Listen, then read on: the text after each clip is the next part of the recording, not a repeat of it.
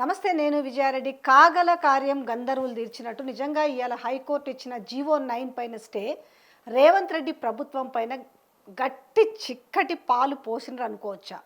అంటే పైకి మాత్రం రేవంత్ రెడ్డికి షాక్ ఇచ్చిన హైకోర్టు అని చెప్పినప్పటికీ లోపల మాత్రం మస్తు సంబరపడుతురని అనుకోవచ్చు. ఎందుకంటే లోకల్ బాడీ ఎలక్షన్స్ లేవు, వాళ్ళకు కూడా ఇప్పుడు కావాల్సింది కూడా అదే. ఎందుకంటే జనాల్లోకి ఇప్పుడు ఎలక్షన్స్ అని పోతే దేంతో కొడతారో కూడా అర్థం కాని పరిస్థితి.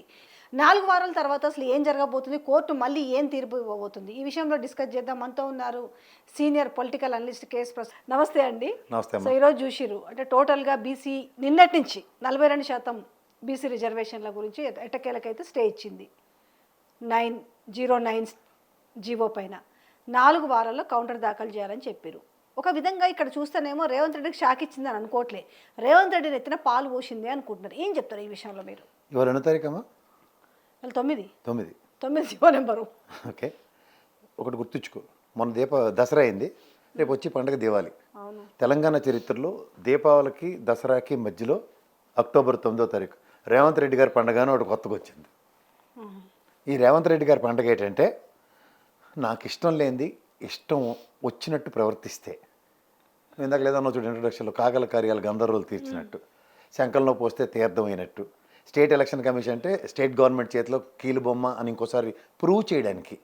అంటే నిన్న రేపు మధ్యాహ్నం 2:30కి కోర్టు వాయిదా వేసిన తర్వాత కూడా ఇవాళ పొద్దున్నే నోటిఫికేషన్ ఇచ్చేస్తున్నాం. అంటే ఎంత ఘోరంగా ప్రజల్ని మభ్యపెడుతున్నారు. ప్రజల్ని మభ్యపెడుతుంది ప్రభుత్వం అనుకునే వాళ్ళు ఎన్నాళ్ళు. కానీ స్వతంత్ర ప్రతిపత్తి కలిగిన ఎలక్షన్ కమిషన్కు ఓ తీరువతెన్ను, గౌరవ న్యాయస్థానం మీద గౌరవాలు లేవా? అదే దాన్ని తీర్పు రిజర్వ్ చేసిందా? తీర్పు ముందుకు పోవద్దని వీళ్ళు అడిగిండ్రు, పిటిషనర్స్ అడిగితే అది కోర్టు పట్టించుకోలే కదా. అంటే కోర్టు రేపు నోటిఫికేషన్ ఇవ్వకుండా స్టే ఇవ్వండి అని అడిగితే దానికి కోర్టు నిరాకరించడం వల్ల వీళ్ళ ఆ ఒక క్లాస్ తీసుకొని ఏమని ఇచ్చిరా స్టే? నేను ఒకటే మాట చెప్తానమ్మా, మీరు నోటిఫికేషన్ ఇచ్చుకోండి, నేను మాత్రం ఓన్లీ రేపు పొద్దున్న టైం పాస్కి 2:15కి ఆర్గ్యుమెంట్స్ వింటానని ఏ కోర్టు అని చెప్తుందా? అది గౌరవ న్యాయస్థానం అనుకున్నారా, లేకపోతే ఇంట్లో కూర్చుని నానమ్మ తాతమ్మ చెప్పే కాలక్షేపం కబుర్లు చెప్పుకునే వ్యవస్థ అనుకుంటున్నారా? ఏమనుకుంటారు వీళ్ళు? మరి ఎందుకు చెప్పలేదంటారు? ఎవరు చెప్తారు? పిటిషనర్ అడిగింది స్టే ఇవ్వండి రేపు నిన్న మీరు రాకుండా అని చెప్పినాక ఎందుకు? మనుసింగ్వికి సంబంధించిన వాళ్ళు, ప్రభుత్వం తరఫున లాయర్లు, వాళ్ళ ఓవర్ యాక్షన్ విన్నా చూసేవా నిన్న? వాళ్ళ మాటలు, బీసీ వాళ్ళు ఎవ్వరూ భయం పడక్కర్లేదు, మీరు పండగ చేసుకోండి, ఇలాంటివన్నీ వాళ్ళు మాట్లాడిన మాటలు. వాళ్ళు న్యాయవాది వృత్తిలో ఉండి కూడా గౌరవప్రదమైన న్యాయస్థానం ఏం చెప్తుందో ఆల్రెడీ తపేలా ఛానల్లో చూస్తున్నాం, మీడియా ట్రయల్సే చూస్తున్నాం. వీళ్ళు కూడా గౌరవ న్యాయస్థానం ట్రయల్ చేసేస్తున్నారా? అంటే వ్యవస్థల మీద గౌరవం పోగొడుతుంది ఎవరు? ఒక election commission, state election commission ఏంది లేడీకి లేచినట్టే ప్రయాణాలు చెప్పలేరు? వాళ్ళకి డిస్క్రిప్షన్ ఉంది, will give this notification tomorrow basing on the counter arguments of respect to court. 2:15కు వాయిదా వేసింది కదా అన్న ఒక స్వతంత్ర ప్రతిపత్తి కనిపించిపోతే ఇంక దేనికి స్వతంత్ర ప్రతిపత్తి? ఒకసారి జనరల్గా మాట్లాడదాం. ప్రజలు న్యాయస్థానం తప్పు పడుతున్నారు అనుకోవచ్చా? ఎవరు న్యాయస్థానం రేపు మొట్టకాయలు వేసినా నేను ఆశ్చర్యపడిన ఎలక్షన్ కమిషన్ పిలిచి. ఇప్పుడు గౌరవ న్యాయస్థానం పర్వీలో ఉంది, వాళ్ళు చాలా కేటగారికల్గా పిటిషనర్లు కూడా ఏం చెప్పారు, మేము ఎలక్షన్లు నిలువరించడానికి మేము ఈ పిటిషన్స్ వేయట్లేదు అని చెప్పారు. కోర్టు ఇచ్చే జడ్జిమెంట్ మీద కాస్త కూడా మీకు కన్సర్న్ లేదా? సినిమా డైలాగ్ ఒకటి ఉంటుంది చూడండి, సరే ఏటీ తెలియకపోయినా మీరు చేయడానికి ఒక జనరేషన్కి మీరు ఇన్స్పిరేషన్ సార్ని రేవంత్ రెడ్డి గారికి సెకండ్ ఇవ్వాలనిపించింది నాకు. ఎందుకంటే నేను బీసీలకి కన్సర్న్ నాకే ఉంది. జనం ఎంత జడ్డి వాళ్ళం అంటే, కర్ణాటక స్టేట్ చేసిందంతా చేసి తూచ్ మళ్ళీ చేస్తాం, వీళ్ళు కూడా చేసి తూచ్ మళ్ళీ చేస్తాం. జాతీయ స్థాయిలో నేను బీసీ ప్రధానమంత్రిని చెప్పుకునే నరేంద్ర మోడీకే ధైర్యం చాలట్లే బీసీ కులగణన చేయడానికి. ఎప్పుడో 1908లోనే ఎప్పుడు జరిగింది కులగణన. దేశ జనాభా లెక్క పెట్టట్లే. వీళ్ళెవరు ఏ ప్రాతిపదిక మీద? మా స్టేట్లో బీసీ గణన జరిగిపోయింది కాబట్టి మాకు ఎంత ఉంది కాబట్టి మేము ఎంతకు వెళ్ళిపోతాం అంటే, మరి ఫెడరల్ సిస్టము ఓ రిపబ్లికన్ స్టేట్స్ కింద వీటిని డిక్లేర్ చేస్తూ భారత రాజ్యాంగానికి బద్దులే అన్నప్పుడు రిజర్వేషన్ ప్రాతిపదికల్లో గౌరవ సుప్రీంకోర్టు ఇచ్చిన డైరెక్షన్స్ ఇవేవి ఎవరు పరిగణలోకి తీసుకోరా? నాకు ఇవన్నీ నాకు అనవసరం. ప్రభుత్వం ఏదో వాళ్ళ ఎలక్షన్స్ పెట్టడానికి తాపత్రయపడింది. ఎలక్షన్ కమిషన్కి ఎవడిస్తున్నాడు ఇలాంటి ప్రజాస్వామ్య ప్రజాప్రభుత్వం మీద బ్యాంకుతో మీరు పనిచేస్తారంటే మీకు స్వతంత్ర ప్రతిపత్తి దేనికి? ఆల్రెడీ ఇంత అంబిగ్యూటీతో వస్తున్నాం అందరూ ఉన్నాం. అనంటావు కదంటమ్మా, నువ్వు జర్నలిస్ట్ చెప్పు. వాళ్ళు ఒక ఓకేనండి, ఎలక్షన్ కమిషన్ అంటే కూడా ప్రభుత్వానికి కూడా బాధ్యత లేదా? ప్రభుత్వ బాధ్యత నేను అనట్లేదు. స్వతంత్ర ప్రతిపత్తి కలిగినప్పుడు గౌరవ న్యాయస్థానం మీద అదే స్వతంత్ర ప్రతిపత్తి కలిగిన హైకోర్టు మీద వీళ్ళకి కన్సర్న్ ఎందుకు లేదు? ఇవాళ వాయిదా పడిందా, లేకపోతే తీర్పు రిజర్వ్ చేసామని చెప్పారా? స్టే ఇచ్చిండు. స్టే ఇవ్వడం కాదు, ఇవాళ 2:15కి ఆర్గ్యుమెంట్స్ వింటామని చెప్పారా? తీర్పు వెలువరిస్తామని చెప్పారా? ఆర్గ్యుమెంట్స్ వింటామని చెప్పారు. అంటే ఆర్గ్యుమెంట్స్లో ఏదైనా జరగవచ్చు. మీరు ఒక్కడే నేటి మనుషుంగి ఒకడే తీసిమారు కన్నట్టు ప్రపంచంలో యువతల పక్క వాళ్ళు ఢిల్లీ నుంచి రాగానే వాళ్ళకి ఏమైనా 2 యాంటీనాలు ఉంటాయి పైకి. ఢిల్లీ నుంచి వచ్చిన లాయర్లకి ఏమైనా 2 యాంటీనాలు ఉంటాయా సుప్రీంకోర్టులో చేసి వచ్చిన వాళ్ళకి? మన హైకోర్టు న్యాయవాదులు ఏమైనా తక్కువ? దాంట్లో ఎన్ని కన్సర్న్స్ ఉన్నాయి, అది న్యాయస్థానం దృష్టికి తీసుకెళ్ళి న్యాయస్థానం ఒక ఒపీనియన్ కూడా చేయకుండా ఇదే సుప్రీంకోర్టుకి వెళ్ళారు వీళ్ళందరూ. ఏం చెప్పింది? హైకోర్టుకి వెళ్ళి తేల్చుకోవడం చెప్పిందా లేదా? ఆ కన్సర్న్ మీకు యాక్సెప్టబుల్ అయినప్పుడు ఈ కన్సర్న్ ఎందుకు యాక్సెప్ట్ చేయట్లేదు మీరు? కానీ ఒక విధంగా నయం అనుకుంటా. ఈ సోషల్ మీడియానే వాళ్ళందరికీ మీరు ఎవరైతే కూడా నామినేషన్లు వేస్తారో ఇదంతా కూడా ఏదో అయ్యేటట్టు ఉంది, దయచేసి డబ్బులు ఖర్చు యాగం చేసుకోకండి, ర్యాలీలు పోతే నిమ్మలంగా పోయి సైలెంట్గా వేసుకొని రండి అని చెప్పింది. అలర్ట్ చేసిరు వాళ్ళని, భ్రమలో ఉన్న వాళ్ళని కాస్త బయటికి లాక్కొచ్చింది మళ్ళీ సోషల్ మీడియా కాస్త. అంటే ఒకటమ్మా, ఈ లోకల్ బాడీ ఎలక్షన్స్ ఎప్పుడు గవర్నమెంట్కి ఎడ్జ్ ఉన్నది కూడా ఈ గవర్నమెంట్ దాని మీద తెగువ తీసుకోలేకపోతుంది, ధైర్యం చేయట్లేదంటేనే మీకు అర్థం కావాలి ప్రభుత్వ వ్యతిరేకత ఎంత ఉందో అంతే. ఎవరు మందాకెందుకు వాళ్ళు నటరాజనమ్మ వెళ్ళి ఢిల్లీలో చెవిలో గురువు తీసి అందరికీ ముసలి అందరికీ చెప్పి వచ్చింది, ఇక్కడంతా ఒట్టిపోయిన గేదెలు ఏమీ లేదు ఇక్కడ వ్యాపారం అని. కానీ అనుమానం రాకుండా మనందరం మహానటి సావిత్రిలో నటించాలని కూర్చోబెట్టి నువ్వు అంటే ఈ మంత్రులు బీసీ మంత్రులు ఢిల్లీ పోయారు, ఇక్కడ హైకోర్టులో కూర్చొని కుచిటపం కబుర్లు చెప్పుకొని వస్తున్నారు. దేనికి? వీళ్ళకి ఏంటి పని అక్కడ? ఏమైనా ఇన్ఫ్లుయెన్స్ చేయగలరా హైకోర్టు జడ్జిల్ని లేదా సుప్రీంకోర్టు జడ్జిల్ని? లేదా మనుసంఘకి వీళ్ళందరూ వీళ్ళకి వచ్చిన టపాచుబుత్రి ఇంగ్లీష్లో చెప్తేనే కానీ అర్థం అవుదా? ఏబీసీ కోటా మీదే కదా అతను ఆర్గ్యుమెంట్ ఇచ్చాడు. ఏబీసీ కోటాకు సంబంధించిన అంశాలని గౌరవ న్యాయస్థానం ఎందుకు పరిగణలోకి తీసుకోలేదు? That is a specific purpose, economically background అన్నది. ఇవాళ ఎకనామిక్ కండిషన్స్తో రిజర్వేషన్స్ ఉన్నాయి ఎక్కడ ఒక్కొక్కరికి, బీసీ రిజర్వేషన్స్ ఆ రెండింటికి కొరిలేట్ అవుతాయా? నేను ఒక బీసీని, నాకు ఆదాయ వనరు తక్కువ, నాకు ఈబీసీ కోటా వర్తించండి. నేను ఒక బీసీ పుట్టుకతో నాకు రిజర్వేషన్ వర్తిస్తుంది. ఈ రెండు ఆర్గ్యుమెంట్స్ కాంట్రడిక్షన్గా ఉన్నాయా, ఒకేలా ఉన్నాయా? రిజర్వేషన్ అన్నది ఒక సామాజిక వర్గం లేదంటే వెనుకబడితనాన్ని రూపుమాపడానికి అప్లిఫ్ట్మెంట్ కోసం అన్న ప్రాథమిక అవగాహన కూడా ఒక ప్రజాస్వామ్యంలో ప్రజాప్రభుత్వానికి లేకపోతే ఏమనాలి? అంటే ఈరోజు బీసీలు చాలా ఈగర్లీగా వెయిటింగ్ చేసి నిన్నటి నుంచి కూడా హైకోర్టు దగ్గర ఈరోజు సీఎం డౌన్ డౌన్ అనేసి ఈరోజు నినాదాలు చేస్తున్న ఆయన బీసీ సంఘాల నేతలు అక్కడ పోయినారు. ఏది ఏమైనా కూడా ఊకునేది లేదని ఆర్ కృష్ణ లాంటి నేతలు అనడం అంటే ఏంది అసలు?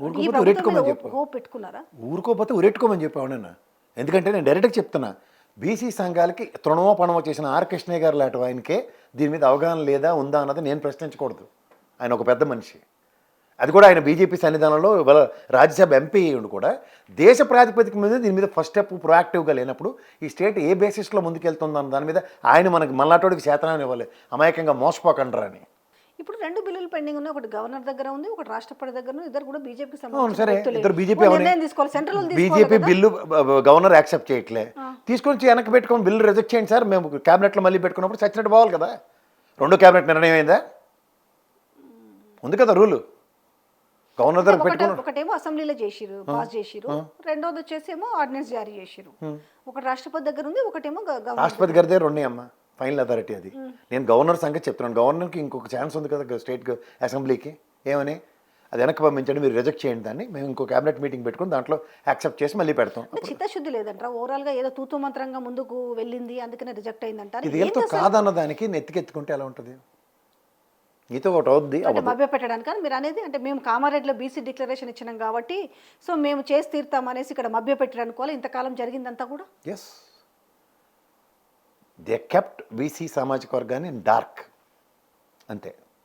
ఆ డార్క్లోంచి ఎన్లైట్మెంట్ లైట్ నేను ఇస్తానని చెప్పి ఇంకా మభ్య పెట్టడం అవ్వని దానికి అవ్వని పెళ్లికి అర్థమైందంటారా? ఇప్పటికన్నా కనీసం బీసీ సామాజిక వర్గానికి ఏం జరుగుతుంది, మనల్ని ఏ రకంగా మభ్య పెడుతున్నారు అనే విషయం ఒక క్లారిఫై వచ్చిందంటారా? ఖచ్చితంగా వస్తుంది, ఎందుకు రాదు? నోటిఫికేషన్ ఇవాళ పొద్దున్నిచ్చి నామినేషన్ వేసిండి అని చెప్పి సాయంత్రంకి దీపావళి ఇవాళ కాదు హోలీ పండుగని బ్రహ్మానందం గారు చేసుకుంటే ఏమవుద్ది? అలా సినిమా చూసేవా బ్రహ్మానందం గారిది? ఇవాళ హోలీరా అంటే నేను హోలీ చేసుకుంటాను, నేను విరుద్ధంగా చేస్తా అంటాడు. ఏదైనా అట్లనే ఎందుకు చేయాలి, ఇట్లా ఎందుకు చేయకూడదు అన్నప్పుడు లాస్ట్కి ఏమవుద్ది? వినాయక నిమజ్జనం అవుద్ది. అంటే అట్లుందంటారా ఇప్పుడు తీరు? అంతే కదా, వినాయక చవితి అయిపోయిందని ధైర్యంగా ఉంటే. ఇది ప్రజాస్వామ్యంలో ప్రజలే అంతిమ న్యాయ నిర్ణేతలు. వాళ్ళకు ఒక కష్టం వచ్చినా నష్టం వచ్చినా చెప్పుకునేది ప్రజలకి తరఫున ప్రభుత్వానికి. ప్రజల ఆక్రందాన్ని తీర్చకుండా ఏదో కంటి తుడుపు చర్యలతో ప్రభుత్వం నడిపించుకుందాం అనుకుంటే అది తాత్కాలిక ఉపశమనాలకి ప్రలోభాలకి లోనే ప్రభుత్వం నడిపించుకుంటూ కుదరదు. Temporary solutions. 4 వారాల్లో కౌంటర్ దాఖలు చేయమని చెప్పింది. ఈ 4 వారాల్లో ఏం తేలబోతుంది? ఏమీ తేలదు. ఆ? మూసుకుని ఇంట్లో కూర్చొని చిరతలపర పాటలు పెట్టుకుని కూర్చోడమే, అంతకన్నా ఇంకేట్లేదు. అంటే ఒకవేళ మీరు పాత పద్ధతి ప్రకారమే వెళ్ళమని చెప్తారు. లోకల్ బాడీస్ అయితే పెట్టాలి కదా, పెట్టకుండా ఎన్నెళ్ళైనా తర్వాత విషయం గ్రామాలు ఇవన్నీ కూడా మీరు లోకల్ బాడీ ఎలక్షన్స్ పెట్టడానికి ఎవరైనా అప్రహెన్షన్స్ ఇచ్చారా? బీసీ రిజర్వేషన్స్ మీద అప్రహెన్షన్స్ ఉన్నాయా? అంటే పెట్టుకోవచ్చు ఇప్పుడు వీళ్ళు. పెట్టుకోమని చెప్పాను. మరి తీసుమార్కం కబుర్లన్నీ బీసీల గురించి మేము ఎంత చేసేస్తాం అంత చేసేస్తాం అని చెప్పి జీవో ఇచ్చి ఎలక్షన్ నోటిఫికేషన్ ఇచ్చి నామినేషన్లు కూడా వేసిండి అని చెప్పి తూచి పాత పద్ధతిలో చేస్తామంటే దీనికి ఎందుకు? బట్ అయినా కూడా సింపతి గెయిన్ చేసే పరిస్థితి జరుగుతుంది కదా. వాకిటి శ్రీహరి లాంటి బీసీ మంత్రులు మాట్లాడుతూ మేము ఇద్దామనుకున్నాము కానీ అనవసరంగా వాళ్ళు వేరే వాళ్ళ మీద నెట్టడం, ఎవరి మీద కోర్టులకు వెళ్ళేసి ఆపినారు. మేము కోర్టుకు వెళ్తే కట్టుబడి ఉన్నాం. హైకోర్టు న్యాయవాదులు ఎవరన్నా న్యాయమూర్తులు ఒక పవిత్రమైన ప్రదేశంలో కూర్చుని దేవాలయాలు హైకోర్టు నుంచి ఇచ్చే తీర్పుల్ని ఎవరు వీళ్ళు చేయగలరు, ఎవరు ప్రభావితం చేయగలరు? మీ ఆర్గ్యుమెంట్స్ మను సింగే వచ్చాడు కదా, ఎందుకు ఆర్గ్యుమెంట్లో లేపాడు? మీ శాతకంతా నన్ను ఎవరిని ఎత్తుకురుతారు? లేదా లోదరం తెచ్చుకుంటే పని నేను అనుకుంటున్నాను, రే ఈ కొంప ముంచారు బాబు, చంద్రబాబు నాయుడుకి ముంచినట్టు మీకు కూడా కొంప ముంచాడు అనుకోండి. మను సింగేనే తెచ్చారు కదా, ప్రాణాలు తగ్గించి రాజ్యసభ కూడా ఇచ్చారు కదా మీరు. ఇక్కడ నుంచి అది కూడా అందుకే దీనికోసం వాదించుకుంటున్నాను. ఫీజు ఇచ్చలేదు కనుక్కోసారి. కృతజ్ఞత రాజ్యసభ ఇచ్చినందుకు కృతజ్ఞతగా కొంప ముంచి వెళ్ళాడు రేవంత్ రెడ్డికి. లోపల ఇష్టమే. చాలా తెలివిగా గేమ్ ఆడారు కదా. ప్లీజ్, తెలివి తక్కువగా గేమ్ ఆడారు. ఏం నేను అనుకోవట్లేదు, ఎందుకంటే మేము ఒకవైపు ఏం అంటే ఒక సామెత ఉంటుంది తెలంగాణలో కానీ ఏదైనా వాడతారు, బర్రెనేమో తన్నమని చెప్తారు దూడం జీకమంటారు అన్నట్టుగా మేమేమో దీనికి కట్టుబడి ఉన్నామంటారు. ఏ రకంగా అయితే వాయిదా పడ్డట్టయితే చేసుకున్నారు కదా. ఇప్పుడున్న పరిస్థితుల్లో ఇవాళ నిజంగా ఎలక్షన్స్కి పోయింటే ఒక రేంజ్లో ఉండేది పబ్లిక్ నుంచి, కానీ తప్పించుకున్నారు కదా. అదే కదా చెప్తున్నాను, నువ్వు చెప్పినట్టు బర్రెని తనమని ఎవరనంటే ముందు నన్నే తన్నిండి, పని అయిపోద్దని రేవంత్ రెడ్డి గారే తన్నించుకున్నారు. అదే ఉంది ఇప్పుడు. పెయ్యని పాలు తాగమన్నారు అనుకో, ఆవు ఎప్పుడు పిల్లల్ని తన్నది. వాళ్ళకి ఏం హోప్ ఉందంటే ఎట్టో కిట కింద పడే అధికారం మేము మా చేతిలో ఉంది కాబట్టి, అధికారులు మా చేతిలో ఉన్నారు కాబట్టి మేము జూబ్లీహిల్స్ బయటపడతాం, కానీ ఇవి బయటపడ్డు జూబ్లీ హిల్స్. అలా కాదు కానీ ఇంకో మాట చెప్పు, ఇంకా టైం ఉంది దానికి. అదే వాళ్ళు మస్తు హోప్ పెట్టుకున్నారు, అందుకే నవీన్ యాదవ్కి టికెట్ ఇచ్చారు. ఆడనేమో భాగ్యలక్ష్మి లాటరీ టికెట్ కొనం ఎప్పుడైనా, టికెట్ చేతితో పట్టుకుని నేను కూడా సాయంత్రం లాటరీ వస్తుందని ఓపుతూనే ఉంటాను. టికెట్ వచ్చినప్పుడు మాడదాం. మీరు అట్లా మాట్లాడుతున్నారు ఎందుకమ్మా, నేను రేపు సర్వే తీసుకొచ్చి చేస్తాను స్టాటిస్టిక్స్ చూద్దు. కానీ వాళ్ళు ఇది ఎంఐఎం క్యాండిడేట్ నిలబడిపోవడానికి వెళ్ళి అయిపోద్దాం అనుకుంటున్నాం మన పెళ్ళికి. అయితే ఇద్దరు ముగ్గురు ఎవరో మంత్రులు ఎంఐఎం మా అమ్ముల పొదిలో ఉందంటే వీళ్ళకన్నా పెద్ద మడతగా చేయించే బీజేపీ వాళ్ళు ఉన్నారు దేశవ్యాప్తంగా. ఏడపడితే అక్కడ కాంగ్రెస్ కొంప ముంచడానికి వెనకాల శంకల పెట్టి తిరుగుతాను ఎంఐఎంని. ఇక్కడ రాగానే వాళ్ళకి ప్రాంతీయ మమకారాలు ఎలా ఉంటాయో మీ వల్ల కాదు ఊహించడం. 2 జాతీయ పార్టీలతో ముట్టుకెళ్తాను ఎంఐఎం పార్టీ, ప్రాంతీయ మమకారం చూపిస్తే ఎక్కడ ఉంటారో చెప్పాను. ఇది ఒక ఈక్వేషన్ అయితే వర్కౌట్ అవుతుంది. ఏమని వర్కౌట్ అవుద్ది? అధికార పార్టీ కాబట్టి. అయితే అధికార పార్టీ గవర్నమెంట్ కూడా వాళ్ళదే. గ్రేటర్ హైదరాబాద్లో ఒక సీట్ని గెలిచారే, సాయన్ పాప చచ్చిపోతే గెలిచారని మాత్రం నాకు చెప్పబాక. అంటే దేనికి అంటే ఓడిపోవడానికి కారణాలు ఏంటి, వాళ్ళు ఓడిపోతారు అనేది ఎందుకు సర్వేలు చెప్తున్నాయి? సంవత్సరం పాటు మనకేమైనా నీకేమైనా ఆడపిల్లలు పెట్టి ఆడపిల్లలు కాబట్టి నీకు తులం బంగారం ఇచ్చాం, మిస్ ఇండియా పోటీలు ఇక్కడ పెట్టాం కాబట్టి ఆడపిల్లలందరికీ కిరీటాలు పెట్టామని ఏమన్నా చెప్పారు నీకు? అయితే నువ్వు ఆడపిల్ల బస్సు ఎక్కి బాగా తిరుగుతున్నావు కాబట్టి ఇంట్లో మీ ఆయనకి మీ పిల్లలకి రక్తాలు తాగేస్తామని చెప్పి టికెట్ రేట్లు పెంచినందుకు వాళ్ళకైనా 3 ఓట్లు వేస్తా పెట్టి ఇంటి నుంచి వెళ్ళి ఏడు చేశారని ఇస్తారు, ఏడు ఉద్ధరించారని ఇస్తారు చెప్తే ఒకసారి నేను ఆలోచిస్తాను. పొన్నం ప్రభాకరు, సీతక్క, రేవంత్ రెడ్డి వీళ్ళందరూ 4 కోట్ల మంది మహిళలు ఫ్రీ బస్లో ట్రావెల్ చేసిరు, లాభాల బాటలో నడుస్తుంది ఆర్టీసీ అన్నారు. ఇలా సచ్చి చెడి ఒక ఎండి నాగిరెడ్డి ఏం చెప్పింది ఆర్టీసీ ఎండి అంటే మాకు 1350 కోట్లు మాకు బాకీ ఉన్నారు అని చెప్తుంది ప్రభుత్వం. ఇప్పుడు వాళ్ళకి ఆర్టీసీ మంచిగా సవ్యంగా ముందుకోవాలంటే 11,000 కోట్లు కావాలంట. మరి వీళ్ళు లాభాల బాటలు నడుస్తుందని చెప్తారు, ఈరోజు చూస్తేనే మరి టికెట్ల రేట్లు పెంచారు. అందుకే మా సజ్జనార్ గారిని కమిషనర్ ఆఫ్ పోలీస్ చేస్తారు హైదరాబాద్కి. ఆయన గట్టిగా మాడతారు కదా, మీరు నిజమే డబ్బులు ఇవ్వాలన్న మాట అడిచాడు అనుకో, ఎందుకు వచ్చిందని ముందు కమిషనర్ చేసేస్తే పని అయిపోద్దని ఇటు తీసుకొచ్చారు. ఎందుకంటారు ఇంత అస్తవ్యస్తమైన పరిస్థితిలోకి ఎందుకు నెట్ట పడింది, నెట్ట పడుతూ ఉంది? పైన ఉన్నదోరమ్మా పైన బీజేపీ, ఇక్కడ ఉందోరు కాంగ్రెస్. ఈ రెండింటికి సింక్ అవుతాయా? కనీసం రాష్ట్ర బడ్జెట్ తోటన రాష్ట్రాన్ని సవ్యంగా చూసుకోవాల్సిన ఒక మన ఇంటిని సరిదిద్దుకోవాలి కదా. పైన హైదరాబాద్ నుంచి తప్ప ఇంకెక్కడ రూపాయి వచ్చే కార్యక్రమం చెప్పు నాకు. ఎంత అస్సలు అందరూ రియల్ ఎస్టేట్ పడిపోయింది అంటున్నారు. 177 కోట్లకు ఎకరం భూమి అమ్మిరంట.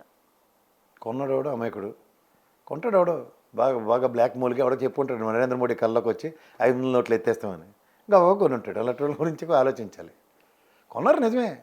లాస్ట్ టైం నానక్రామగూడలో 65 కోట్లకి గత ప్రభుత్వం అమ్మలేదు. 100 కోట్లు కూడా వేసిర్రు వాళ్ళు కూడా. కొన్ని అప్లికేషన్స్కి కొన్ని సస్టైన్ అవ్వాలంటే గవర్నమెంట్ దగ్గర ఇలాంటివి 2-3 మ్యాజిక్లు జరుగుతూ ఉంటాయి. ఆ 2-3 మ్యాజిక్లతో మొత్తం హైదరాబాద్ అంతా 177 కోట్లకి అమ్మేస్తున్నాం అని చెప్పమని ఉండండి చూద్దాం. ఏదో 1-2 పట్టుకొని ఇటు నుంచి ఇలాగ వెళ్తున్నప్పుడు లూయి ఫిలిప్ షోరూమ్ ఉంటుంది. నలుగురు కనబడగానే అబ్బాబా మార్కెట్ ఎలా ఎస్టాబ్లిష్ అయిందంటే అసలు ఊహించలేం. ఇవాళ లూయి ఫిలిప్ షోరూమ్ నిండా మనుషులే అని రాశాడు అనుకో ఎవడని ఆర్టికల్. పక్కన ఎల్లంచోలి వాడు అబ్బో దిబ్బోం అంటూ ఉంటాడు. వ్యాన్ వస్తున్నట్లు ఓ అని ఏడుస్తూ ఉంటాడు. చందన ప్రదేశుడును బొమ్మన ప్రదేశుడు బెచ్చాట ఆడుకుంటూ ఉంటారు. ఏడిచేయాలి వాళ్ళ గురించి. ఆలోచించి కొన్ని మనకి ఏటవుతున్నాయి, ఎక్కడి నుంచి వస్తున్నాయి రెవెన్యూస్ అని చూడమని. ఇవాళ అమ్ముకుని తింటున్నాం అంటేనే స్థిరాస్తులను ఆలోచించుకో మన పరిస్థితి ఏముందో స్టేట్ ఖజానాకి. ఇది ఎత్తుకుతున్నారు భూములు ఏడమ్మాలి ఏడమ్మాలి అని. అంటే దాన్ని బట్టి నీకు అర్థం అవ్వాలి కదా. 177 కోట్ల విలువ చేసే పొటెన్షియల్ ఉన్న భూమి మన దగ్గర ఉన్నప్పుడు దాన్ని తనఖా పెట్టి దాంట్లోంచి ఏదో తీసుకొచ్చే కార్యక్రమం నుంచి వస్తుందా, అమ్మేస్తున్నాం అని చెప్తారా? అంటే ROI అన్నది చాలా ఇంపార్టెంట్ కదా, రిటర్న్ ఆన్ ఇన్వెస్ట్మెంట్. ఏం చేస్తారు, రాష్ట్రం దివాలా తీసింది కాబట్టి తప్పట్లేదు అనే కాడికి వచ్చింది పరిస్థితి. దివాళా ఎవరి వల్ల తీసింది? అస్తవ్యస్త పాలనకి తెరలేపినందుకు. గతంలో ఇలా దివాళా కోరు మాట్లాడని విన్నావా? గత 5 సంవత్సరాల ట్రాక్ రికార్డులో కలిగిన గడికి కలో గెంజో లేకపోతే కడుపులో కాలు పెట్టుకుని కూర్చొని రోజు ఏదైనా ఉందా? ఏ సంక్షేమం ఆగింది, ఏ పథకాలు ఆగాయి? ఊరికనే బేగాలు పోయి అనవసరమైన మాటలు మాట్లాడుకుంటూ టైం వేస్ట్ చేసుకుందాం అంటే కుదరదు.